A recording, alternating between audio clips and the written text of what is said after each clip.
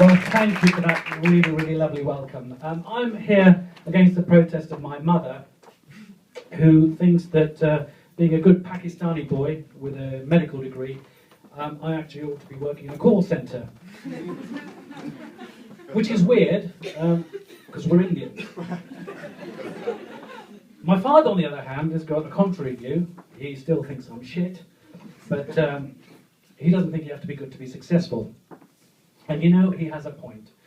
And the point is that somebody like Brian Blessed, the Shakespearean actor, he's made a living out of shouting, hasn't he? So if things go bad for me, I'll just shout a lot, okay? So some of the things that I like, I just thought I'd tell you a little bit about myself. I'm a great movie buff. I love films. And a recent film I saw was Zero Dark 30. You seen that? Has everybody seen that? It's 157 minutes long.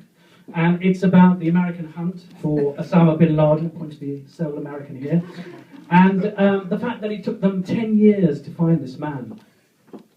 Now, America is a very powerful country.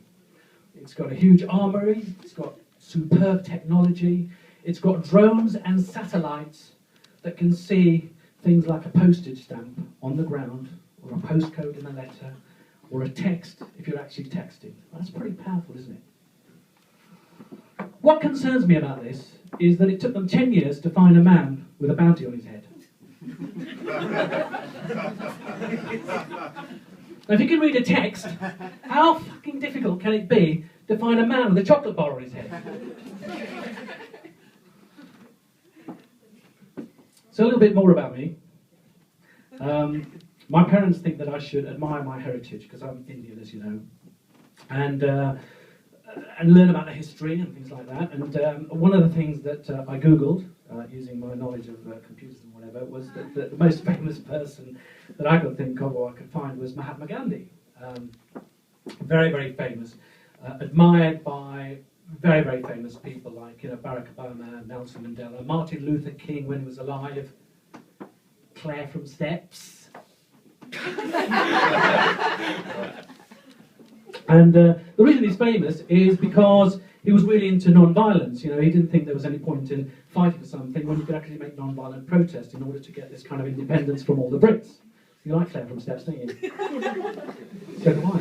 And H. He likes Mahatma Gandhi as well. And the thing about him was, I tried to work out why he was sort of kind of being non-violent. And when I googled him, I pulled out a picture of him. And to be honest, ladies and gentlemen, he didn't have much of a choice. Because he weighs about 7 stones, right?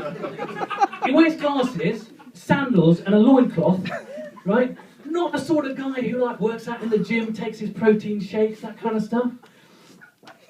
And to be honest, when my parents talk about this, I'm kind of thinking, in the modern context, it's absolutely no point in having that kind of philosophy about non-violence. So Mahatma Gandhi was alive now, and he was at the Millwall end, at the football game, right?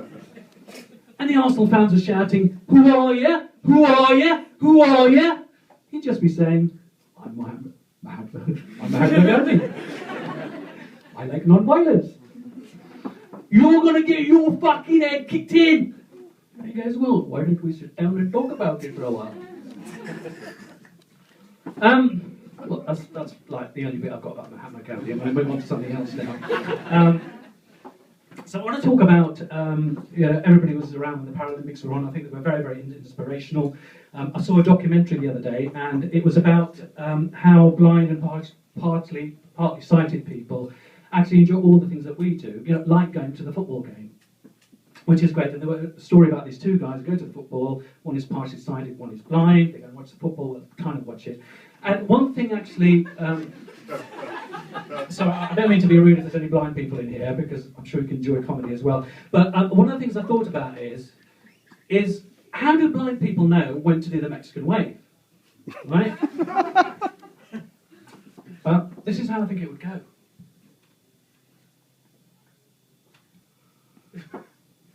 Shall we do it now? No, I think we ought to hold on a minute, mate. There's no noise coming around at the moment. When the noise comes, we'll start again. Mate, I've just heard a whistle. It means the game started. Well, actually, why don't we just start our own Mexican wave? Right, I'm going to count to 3, right? And then we'll just start it, and then the whole stadium will be doing it, yeah? Yeah, all right, okay. 1, 2, 3. Way!